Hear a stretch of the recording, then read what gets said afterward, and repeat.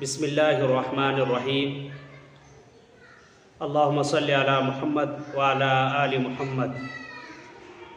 दोस्तों, आज एक बहुत ही अहम मसले पर मैं गुफ्तगू करने जा रहा हूँ।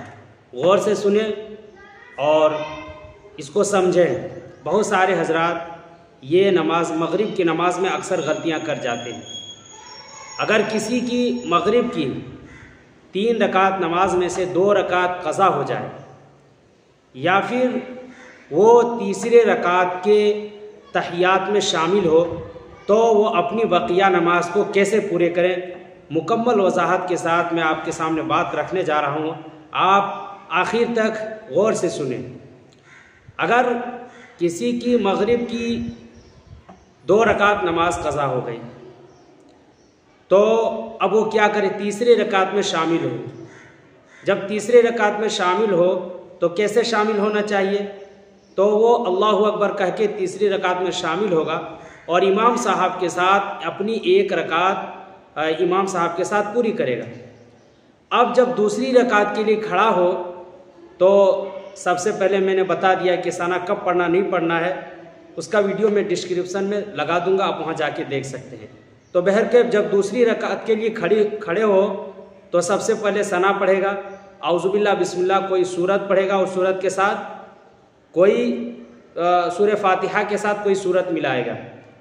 उसके बाद दूसरी रकात में भी उसको बैठना चाहिए और बैठकर तहियात पढ़नी चाहिए। बहुत सारे हजरात ये करते हैं कि इमाम साहब के साथ 1 रकात में तहियात पढ़ लिए, दूसरी रकात में नहीं बैठे, तीसरी रकात में। ये गलत तरीका है। दूसरी रकात में भी बैठना चाहिए।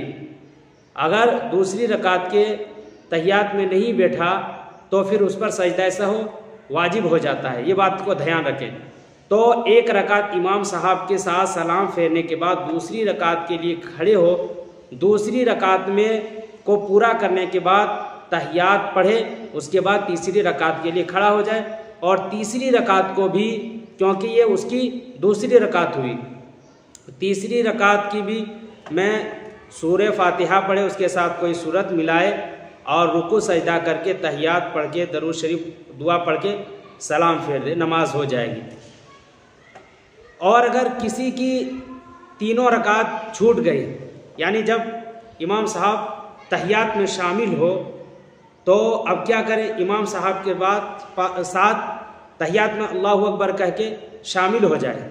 शामिल होने के बाद अब तहियात और इमाम साहब के दोनों तरफ सलाम फेरने के बाद अब खड़ा हो और जिस तरह शुरू से नमाज पढ़ी जाती उसी तरह पढ़े, यानी सना पढ़े, औज़ुबिल्लाह बिस्मिल्लाह पढ़े और सूरह फातिहा के साथ कोई सूरत मिलाए।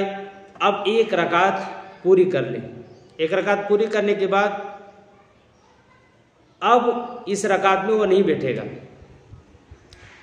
अब जब दूसरी रकात के लिए खड़ी हो जाए और दूसरी रकात सूरह फातिहा के साथ कोई सूरत मिलाए और फिर वो तहियात में अब बैठेगा और तहियात पढ़ने के बाद फिर खड़ा होगा। तीसरी रकात पढ़ने के बाद अब सलाम फेर देगा, नमाज मुकम्मल हो जाएगी। तो ये बात ध्यान रखें, अगर 2 रकात नमाज आपकी क़ज़ा हो गई है तो तीसरी रकात के इमाम साहब के साथ पढ़ना है और जो आपकी ये पहली रकात हुई और जो अपनी दूसरी रकात पूरी करने के लिए खड़े होगा तो उसमें भी सना पढ़ना पड़ेगा, औज़ुबिल्लाह बिस्मिल्लाह, और फिर तहियात में भी बैठना पड़ेगा। इस बात को अपनी नमाज में ध्यान रखें। इंशाअल्लाह आपको मुकम्मल वज़ाहत आपके सामने आ गई होगी। इंशाअल्लाह अल्लाह ताला से उम्मीद है कि आप लोगों को बात समझ में आ गई। इंशाअल्लाह दोबारा ऐसी हम लोग गलती नहीं करेंगे।